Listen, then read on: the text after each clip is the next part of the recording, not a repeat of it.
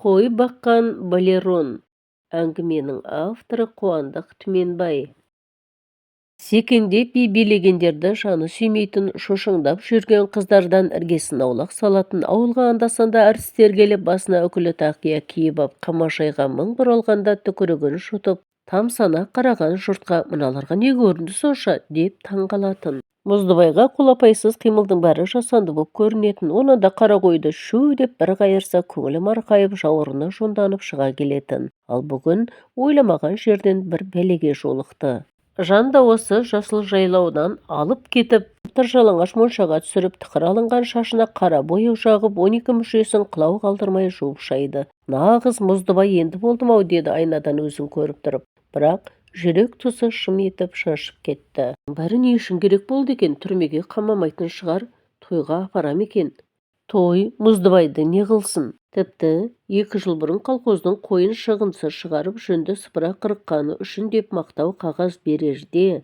Ол Мұстапа Шоқайдың туысы ғой, екеуі немере деп біреулер күбірлеп, мақтау қағазды кері қайтарыпты. Атасына нәлет сол қатырма қағазды менің тойырқанып мүжіген тоқпан шілігіме татымайды. Бұл не сонда? Жер түбіндегі орыс қаласында оқыған Мұстафаны ел жұртына қарсы деймекен. Әйтеуір бір жақсы атын естіген жоқпыз. Қаресекке теріс мінгізеді де қояды. Ол кісі Петербурда оқығанда мен асық ойнап жүрген баламын. Тәуірдің артынан сөз ереді, әйтеуір жамандығын көрмесек екен. Онан да тамаққа бір тойғызса екен мыналар. Моншаның ыстық буы іштегінің бәрін сорып алды ғой. 120 шақырым Ақмешітке келіп қонақтаған Мұздыбайдың іші ұлып тұр. Күнде шекені тесердей боп шақырайып тұрып алды. Қазір майлы сорпаны сораптап ішіп, соңынан бір сапар кесе толы сұйық айранды тартып алатын мезгіл емес пе? Мен осы неғып жүрмін? Қамап тастамас па екен? Аты жөнімді әрең жазатын мені түрме не қылсын? Бірақ ауылда кетпен шапқан қатындарды да, аңызда масақ теріп жүрген кемпірлерді де қамап тастап жатыр. Халық жауы деген бір желеу шықты, халқына жау болды деген не сұмдық. Біреуде біреудің не шаруасы бар. Бір қатыным мен 5 балам аман болса екен, қатынның аяғы ауыр, биыл тағы ұл тапса Жүндібай қояматын. Дәл қой қырқымға тап келіп тұр. Қырқым қызып жатқан кезде бұл не қырсық болды өзі деп еш нәрсеге түсіне алмай. Үстіне кигізген судай жаңа костюм шалбарын алақанымен бір сипап, мойнын қысып, кіндікке дейін салбыраған жіңішке шүберекті шешіп тастағысы кеп ұстай бергенде, Бұқаев деген өктем дауыстан селк етті.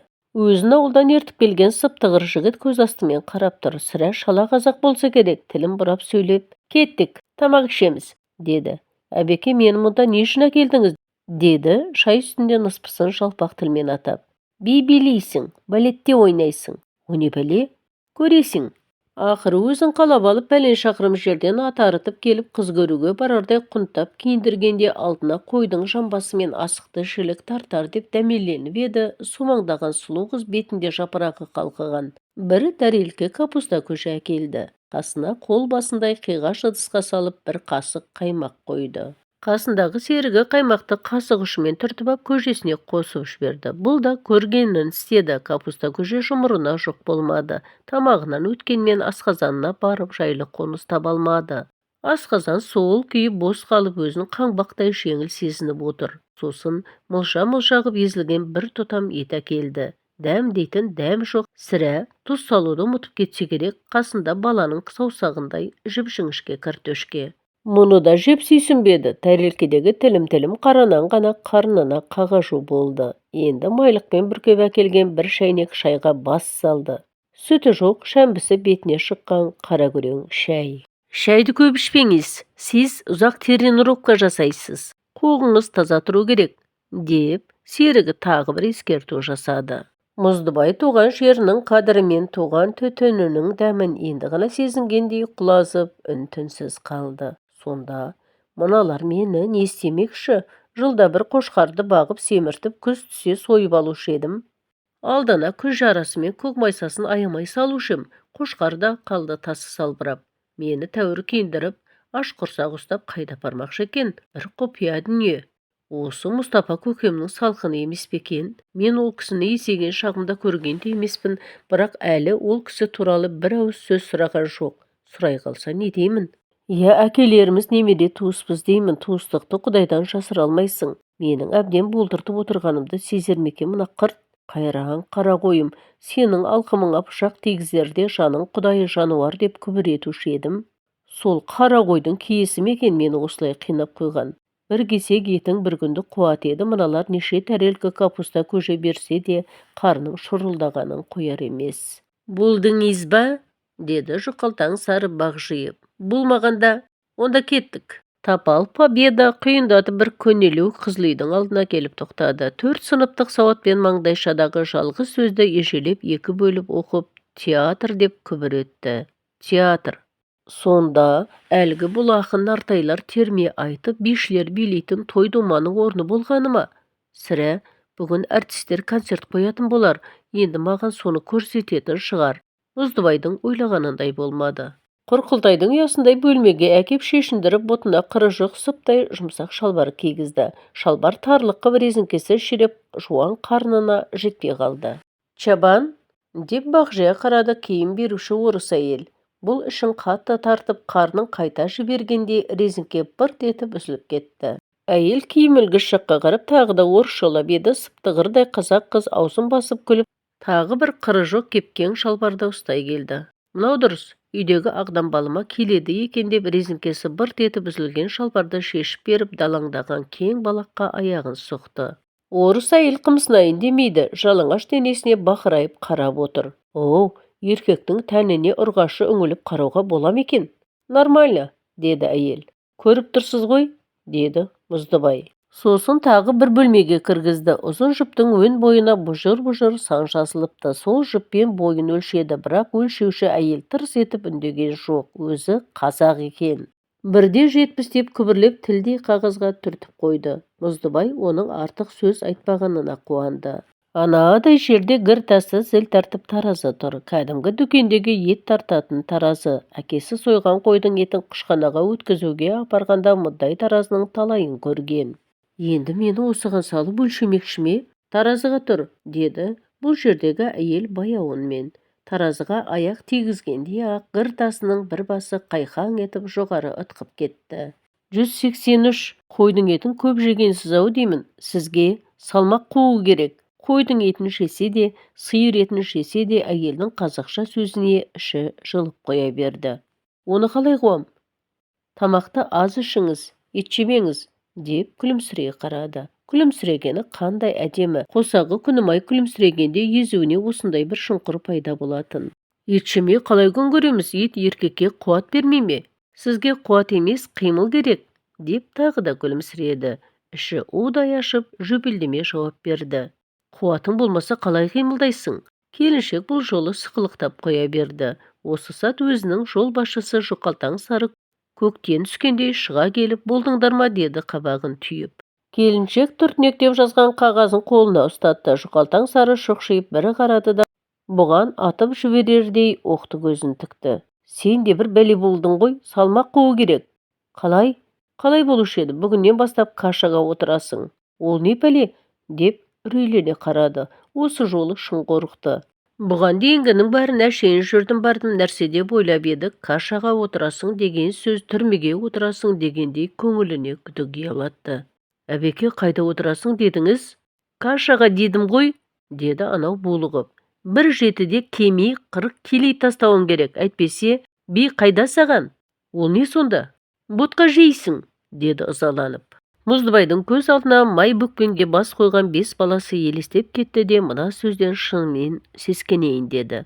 Жүр, жолбасшының соңынан еріп кең салға кірді. Мұнда қасындағы жұқалтаңнан да өткен татар шатыс өн бойында бір міні жоқ сыптай киініп сымдай тартылған тарамыс жігіт қарсы алды. Мынау, деді серігі, уақыт 1 апта, 1 айда балерон боп шығу керек. Қайдам? Деді тарамыс жігіт Мұздыбайдың спорттық шалбарды шереп тұрған тырсиған қарны мен шомбалдай иығына қорқа соқтай қарап. Қайдамды қойыңыз, бұл партия тапсырмасы, орындау керек. Тарамыс жігіт осындағы би үйірмесінің жетекшісі әрі беделді балетмейстер еді. Сіз әуелі залда айналып 10 круг жасаңыз. деді бұған күлімсірей қарап. Өзі басқа жақтан келсе керек, сыр бойында мұндай мейірімді сыптығыр сырдаң жоқ. Астана болғасын бәрібір жерге жиналады ғой деп өзіне өзі жауап берді. Ал, жүгір. Мұздай тақтайды майтабанымен басып екі айналғанда ентігіп қалды. Бала күнінде қуыспақ ойнағанда қашқанды құтқармайтын желаяқ еді. Сол желаяқтығы енді қара қойдың етімен бірге қарнында бұғып қалған секілді. Өкпесі өшіп ырсылдап, үш айналғанда ақ тілі салақтап, аузы кеберсіп, бір тамшы су тілеп тұрып алды. Оның үстіне тақта еденді жалпақ табанымен басқан сайын сыздан бетер суық миынан бірақ шықты. Тақтайды осындай мұздай болады екен-ау, жұқа болса да аяғыма бір нәрсе кигізбей ме екен? 5 айналғаннан кейін алқынып тұрып, әбеке, бір жұтым су ішейінші, деді ентігіп. Су ішуге тіпті болмайды, суды тренировкадан кейін бірақ ішесің, деп тарамыш жігіт басын шайқады. Сіз балет билеп жүргенде кім су әкеп береді? Ең болмаса аяғыма ілетін бірдеңе берсеңдерші, мынау тақтайдың сызы миымнан бірақ шықты ғой, деді әрең сөйлеп. Болмайды, ережеге сай келмейді. Алғашқы 3 жаттығу жалаң аяқ болу керек. Оның үстіне сіз майтабансыз. Сонда мені не істемексіңдер? Балерон қып шығарамыз, деді күлімсіреп. Осы жүрісімді күнімай көрсе ғой, шек сілесі қатып күлер еді. Еш айналым қалды? Әлі жартысы бар. Жартысы? Дей бергенде Мұздыбай сүрініп кетіп ет-бетінен түсті. Өзі денелі болғанмен бітімі осал екен. Мұрттай ұшып, мұрнынан қою қан сау ете қалды. Фельдшер! Деп дауыстады қасындағы серігі. Көзін ашқанда аққа малынған бір әйел жуан білегін кенеппен тартып тастап, қан қысымын өлшеп отыр еді. Чуть-чуть повыше. Зачем мучаете человека? Деді дәрігер әйел жыланша ирелеңдеген резеңке шылбырды жинап жатып. Я не виноват, лучше помолчите, деді сыптығыр серігі орысшылап. Мұздыбай бұлар ойлағанын істетпей қоймайды, осылардың айтқанына көніп қатын балама аман есен қайтайыншы деп орнынан тұруға әрекеттенді. Осылай 3 күн жүгіріп қарнын босатты. Босамай қайтсын, жегені ағынтақ, бұламық, ішкені бір стақан сүтсіз қара шай. Мынау жұқалтаң сары қасынан бір ел кетпейді, сірә менен ұрланып ет жеп қояма деп күдіктенетін болу керек. Кеше әбеке ең болмаса 2 түйір ет жейінде қарын шұрқырап кетті ғой деп еді, анау кәрін төге қарады. 3-ақ күн қалды. Сен 3 күннен кейін биге шығуың керек, әлі 5-ақ келі салмақ тастадың. 3-ақ күн. Не деген бәлесің өзің? Сүйегім ауыр ғой. Ет сұраймын деп басы бәлеге қалды. Жүгіріп оң мен солға бұрылғаны баланың ойынында екен. Енді жатар орын мен таңертең ерте 30 рет отырып тұруды күнтізбеге қосып қойды. Жұқалтаң қасында жатады, сірә қашып кетеді деп қауіптенсе керек. Қашып қайда барам? Мен шетел асатын Мұстафа көкем сияқты оқыған емеспін ғой. Отырып тұрғанда бір-екі деп санап жүйкесіне тиетінін қайтерсің. Отыр, толық отыр, немене гаршық отырып көрмегенсің бе деп естімеген сөздерді де қосып қояды. Маған ненің гаршөгі? Біз айқай далада талтайып отырған қазақ емеспіз бе деп іштей жауап берді. Аузымнан сөз шығармайын, мұнанда зорын көрсетіп жүрер деп сескенді. Кеше көгілдір шәпке киген біреу келді. Кереуетте сәл тыныстап жатыр еді, екеуі орысша сөйлесті. Түсінбесе де жоғары жақтан бір тықыр барлығын көңілі сезіп қалды. Екеуінің әңгімесі қазақша айтқанда мынаған саятын. Қалай болып жатыр? 1 апта өтті ғой. Азамат бастық 1 аптада 5 келі салмақ тастады. Күнде жатты ғой, енді 5 күнде биге шығуға жарап қалады. Тездету керек. Бізге нәтиже керек. Біздің делегация Парижге 30-шы июнь күні аттанады. Бұл белсенді қара тансор деп сөзін жұтып қойды да, анау-мынау емес, Плисецкаямен бірге барады, деп жамбасындағы тапаншасын бір сипап есіктен шығып кетті. Мұздыбай бас аяғы 15 күнде аяқ ұшымен секектеп жүрер, көлде қалқыған аққу болмағанмен балеронның жұқа киімін қиналма киетін ет жеңдінің сапына енді. Қарын тұсы әлі де бұлт-бұлт еткенмен ішін тартқанда сахнаға көз тіккендердің жанарын арбайтын тұлғалы жігіттің сойы боп шыға келді. Алдыңғы қатарда жортақтаған биші болмағанмен көпшілік қауымның ортасында көзге көрініп тұрар кейіпкердің бірі болып қалды. Бұламық пен қарашайға да үйренді. Тіпті таңертең бұламық жегісіге басқазаны бір жұмсақты тілеп тұратынын қайтерсің. Анда-санда қары кесе кетті ойлағанда көңілі босап кетеді де, ауылдағы бала шағамен күнімай аман болса екен деп елжіреген көңілін тез қатайтып алады. Осыдан үйге аман есен жетсем бәрін де ұмытып бір табақ етке армансыз қол салармын деп тамсанып та қояды. Бірақ Мұздыбайдың ұзын жолы күрт қысқарып Парижге бара алмай орта жолдан қайтты. Қол аяғын қанша түзеп, жанын азаптап, арам терін төккенмен қарау тірлік адалдың жағына қарай жығылды. Мұстафа Шоқай көкесі Парижден Берлинге қарай қоныс аударыпты. Кеңес елінің бишілері Парижге келсе, ел аңсаған саратан Мұстафаның ет бауыры елжіреп, солар қайтқанша театрға түнер еді. Оның үстіне секеңдеп би билеп жүрген қаны бір Мұздыбайды көрсе, іші оттай жанып, сахнаға жүгіріп шығудан да тайынбас еді. Кешегі қой баққан Мұздыбайдың балерон боп қалқып жүргенін көріп, көзі тоймай, ел іші түзелді деген осы шығар деп таңдайын қағып таң қалмай ма? Сонда бауыры, ел өзгерді, көріп тұрсыз ғой менің жүрісімді, елге қайтыңыз, ағайынның да айтары осы, ел сіздің бір ауыз сөзіңізге зар боп отыр. Өкімет те халықта сіз десе ішкен асын жерге қояды демей ме? Ең болмаса елге бір көрініп дұрыс сөзіңізді айтып кетпейсіз бе деп қиылмай ма? Сөйтіп, алашшыл Мұстафаны балерон інісі ініне әкеп тықпай ма? Олар қиюын келтіре алмаған қисынсыз жобасын Мұздыбайға айтпады. Берлинге өтіп кеткен ұлтшылға құрған қақпан қағазға сызылған сурет күйінде қалды. Кәнігі серігі бетіне күлімсірей бір қарады да қасына ере келген көгілдір шәпкелінің қарауына берді. Өзі көңілдақ, Мұздыбайдан аман есен құтылғанына қуанып тұрған сияқты. Ол, ал қойшы балерон, осыған ырза бол, дей бергенде көгілдір шәпке екі білегіне кісен сап, алдына сапайдап мыжырайған тас түрмеге әкелді. Қараңғы қапаста 3 күн жатты. Әнеугүні 2 мезгіл алдына қойған бұламықпен 2 стакан қара шай көзден бұлбұл ұшты. Тәулігіне 1 тілім қаранан жеп, бір қалай күрішке шай ішіп, 4-ші күні қолына кісен сап, сұп-сұр мыржықы кірпіш кеңсеге әкелді. Иығында жұлдызы жарқырап шіреніп отырған көгілдір шәпке киген месқарын алдындағы айқара ашулы дәптерге бір көз жүгіртіп, бұған езуі 2 құлағына жетіп мәз бола қарады. Қалай, Парижге бармай қалған қойшы балерон салмақ тастадың ба? Көріп тұрсыз ғой, деді тайсалмай. Мә, мына жерге қолыңды қой. Мен өмірі қол қойып көрген емеспін. Шимайлауды білетін шығарсың, шимайлай сал.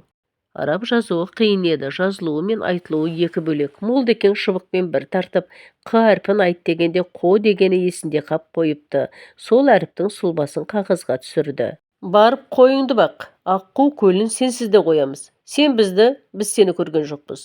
Көрген білгеніңді біреуге тіпті қатыныңа айтатын болсаң тауып алып, тағы да би үйретеміз, деді. Мақұл деген сөз аузынан шығып кетті. Боссың. Есіктен шығып бара жатқанда месқарын бастық шек сілесі қатып темекі сасыған бөлмені тағы да дарақы күлкі көмкерді.